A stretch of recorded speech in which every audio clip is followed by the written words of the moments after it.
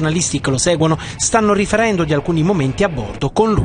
Per me non sarà tanto difficile nel Cile perché ho studiato lì un anno e ho tanti amici e li conosco bene, conosco più.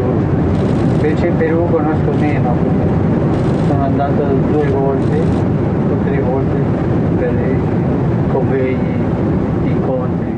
Poi Greg parlava di questo che vi ho dato, questa l'ho trovata per caso, è stata presa nel 45, scattata nel 45, qui dietro ci sono i dati, è un bambino col suo fratellino alle spalle, morto il fratellino, aspettando turno davanti al crematorio a Nagasaki dopo la bomba.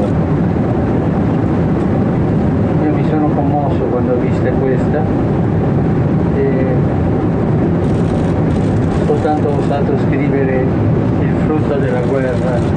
Io ho pensato di farla ristampare e darla perché un'immagine del genere commuove più che 1000 parole.